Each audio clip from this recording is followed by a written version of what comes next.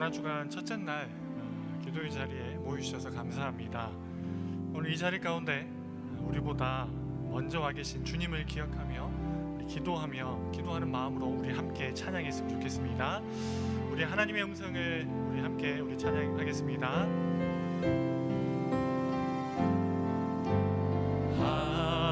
하나님의 음성을 듣고 기도하면 귀를 기울이고 나의 기도를 들어주신다네.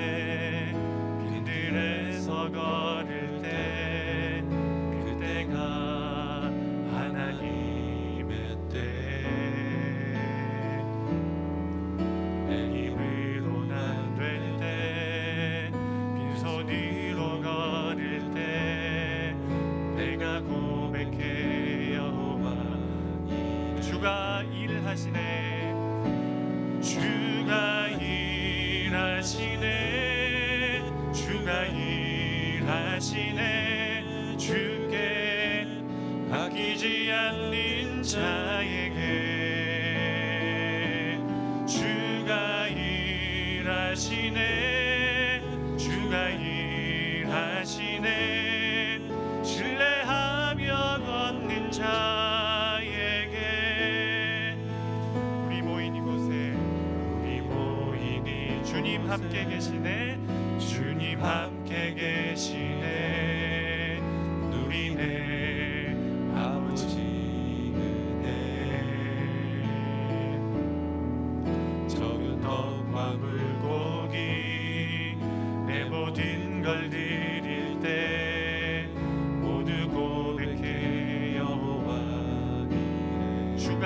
일하시네. 주가 일하시네. 주가 일하시네. 주께 아끼지 않는 자에게 주가 일하시네. 주가 일하시네.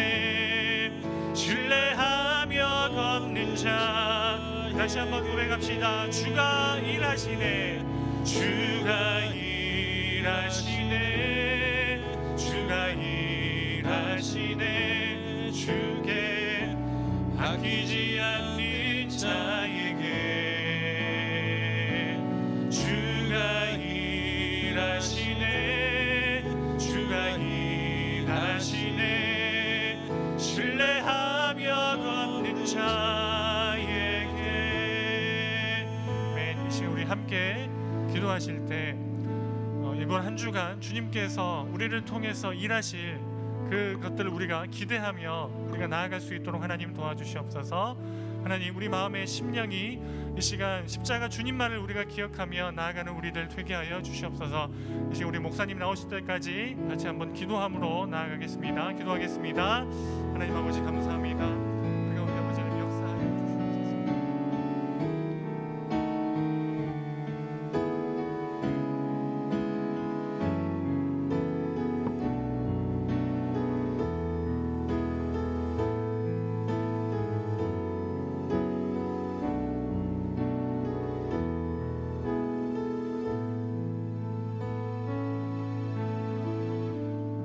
하나님 아버지, 이 시간 우리의 마음을 주께로 향하게 하시니 감사합니다.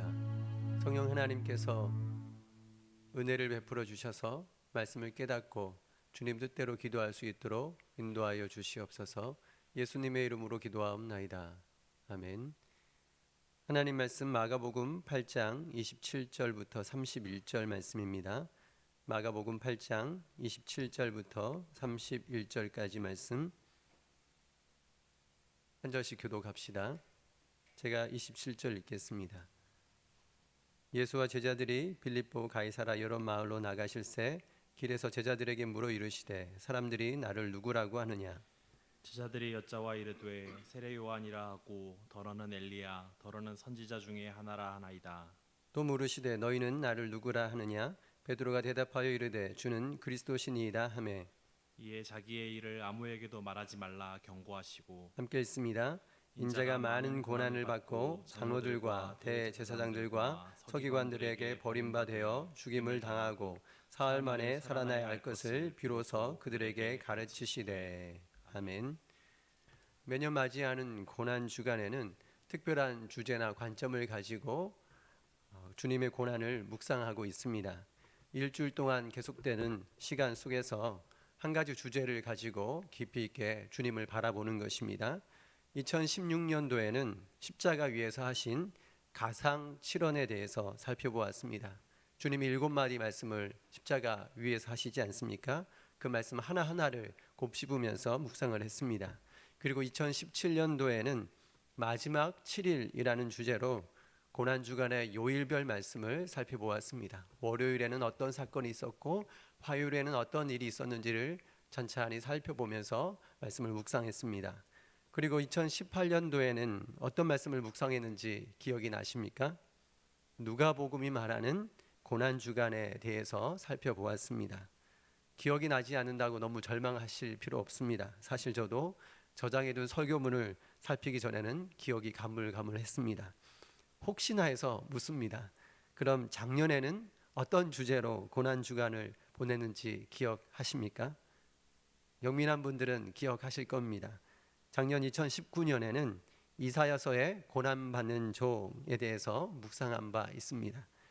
똑같은 주님의 고난을 기억하지만 감동받은 저자들이 다르고 말하는 관점이 다르기에 더 풍성한 은혜를 누릴 수 있는 것입니다. 올해는 다시금 신약으로 돌아와서 마가복음의 순환 예고에 대해서 살펴보고자 합니다. 예수님께서 겪으실 고난을 미리 말씀하시는 것, 이걸 순환 예고로 하죠. 그 순환 예고를 말씀하실 때 마음이 어떠했을지 이것을 기억하고 살피는 것은 고난 주간을 뜻깊게 보내는 좋은 방법이 될 것입니다. 마가복음에는 예수님께서 십자가 고난을 예고하시는 내용이 모두 3번 나옵니다. 3군데 나오죠. 8장에 한 번 나오고 9장에 한 번, 그리고 10장에 한 번 나옵니다. 기억하기 쉬운 구조로 되어 있습니다. 그런데 단순히 순환 예고에 해당되는 말씀만을 살피는 게 아니고 그 말씀 전에 어떤 사건이 있었는지를 살피게 되면 순환 예고가 어떤 분위기 속에서 무엇이 강조되어 있는지를 깊이 있게 알게 됩니다. 이러한 구조를 따라서 8장의 순환 예고에 관련된 내용을 오늘과 내일 이틀에 걸쳐서 묵상할 예정입니다. 그리고 9장의 내용도 2일간에 걸쳐서, 10장의 내용도 2번에 걸쳐서 묵상할 예정입니다. 고난주간 일정에 맞춰서 마가복음의 순환 예고를 깊이 있게 묵상하면 좋겠습니다. 오늘은 그 첫 번째 시간으로 8장의 순환 예고에 앞서서 소개되는 배경 사건을 말하고 있습니다. 본문 27절을 함께 읽도록 하겠습니다. 시작.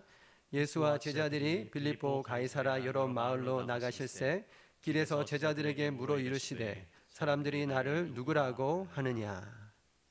이 구절은 마가복음의 새로운 막이 열리는 것을 보여줍니다. 2막의 시작이라 할 수 있습니다.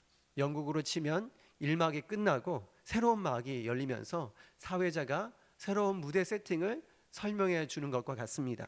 예수와 제자들이 빌립보 가이사라 여러 마을로 나가실새, 무대의 배경이 바뀌었다라는 거예요. 이전까지는 갈릴리 지역을 중심으로 사역을 해 오셨습니다. 그런데 배경이 바뀌면서 새로운 일들이 벌어지기 시작합니다. 그리고 이제 십자가를 지시기 위해 예루살렘을 향해 나아가시는 것이죠. 그런데 남쪽에 있는 예루살렘을 향해서가 아니라 북쪽에 있는 도시로 나아가십니다. 빌립보 가이사라라는 이 지역은 갈릴리 최북단에 있는 마을이라 할 수 있습니다. 주님은 왜 예루살렘 방향이 아닌 반대 방향으로 가신 걸까요? 예루살렘으로부터는 약 200km 떨어져 있는 북쪽으로 가신 이유가 과연 무엇이겠습니까? 가이사라 빌립보에는 이방인들이 섬기던 많은 신상들이 거대한 모습으로 세워져 있었습니다. 저마다 신이라고 칭송을 받는 것들이었죠. 그 가운데 로마 황제의 신상도 빼놓을 수 없습니다. 당시의 로마 황제는 절대 권력의 상징이었지 않습니까? 그의 말 한마디면 법 체계가 바뀌기도 하고 멀쩡하다는 사람도 한순간에 목숨을 빼앗아갈 수 있었습니다. 특별히 마가복음은 예수님께서 빌립보 가이사라 여러 마을들을 다니셨다라고 말합니다. 빌립보 가이사라 여러 마을로 나가실새. 우리 한글 번역에서는 나갔다라는 말에 궁금증을 자아내게 합니다만 본문의 초점은 빌립보 가이사라의 여러 마을들에 관심을 갖게 합니다. 다른 복음서에는 그냥 빌립보 가이사라 지방이라고 말하고 있습니다. 그런데 마가복음만이 여러 마을들을 구체적으로 설명하고 있습니다. 이것은 한 군데가 아니라 여러 군데를 다니면서 각기 다양한 신전과 신상을 보여주셨음을 생각하게 만듭니다.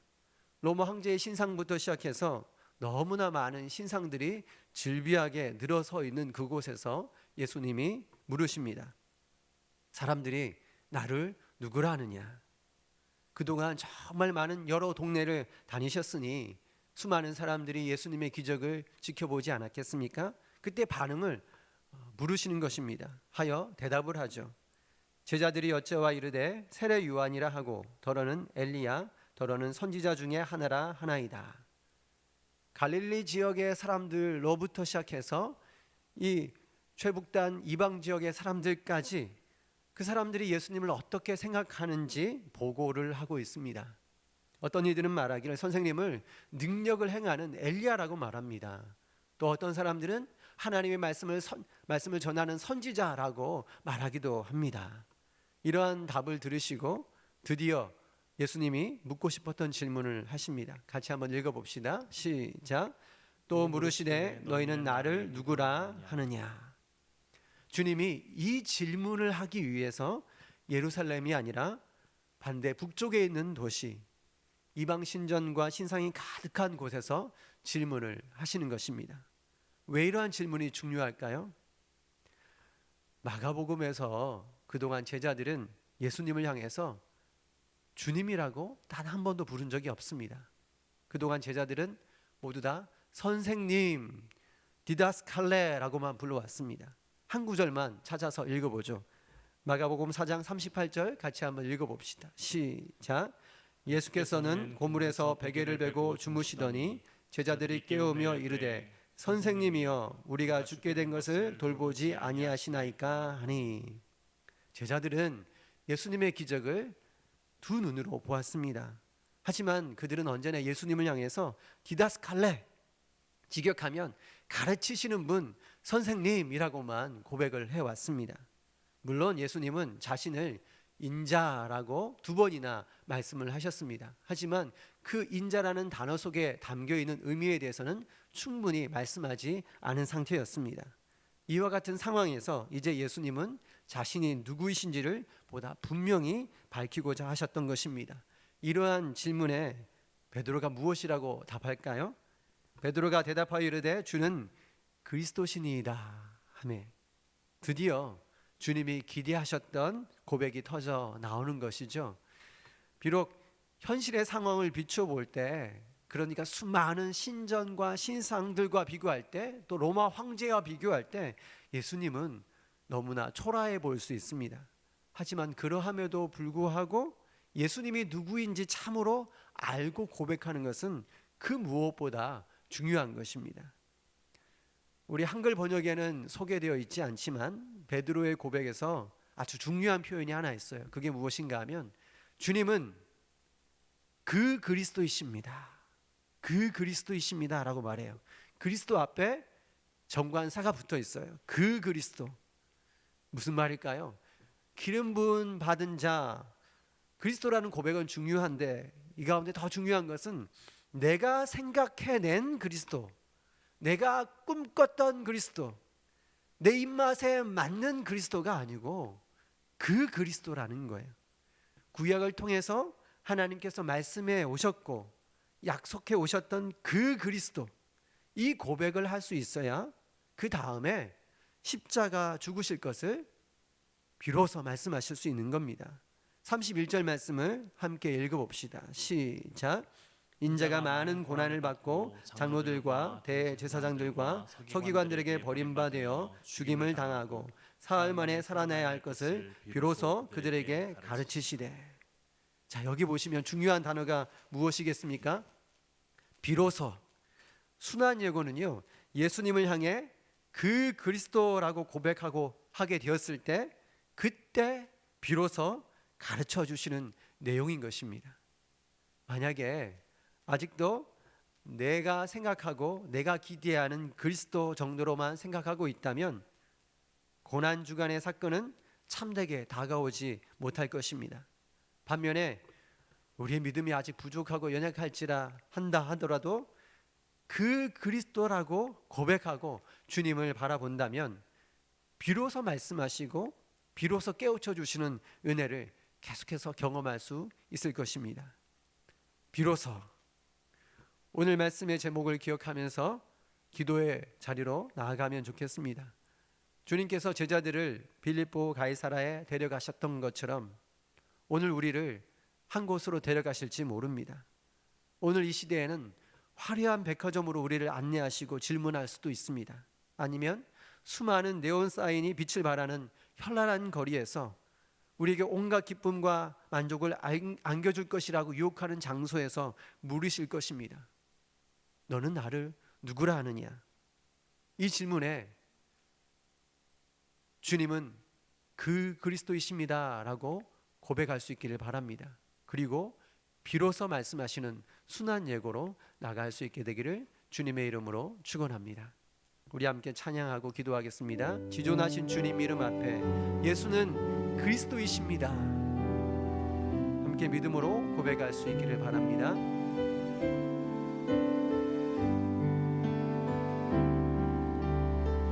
지존하신 주님이 나와 권세와 영광이 아버지께 영원히 있사옵나이다. 아멘.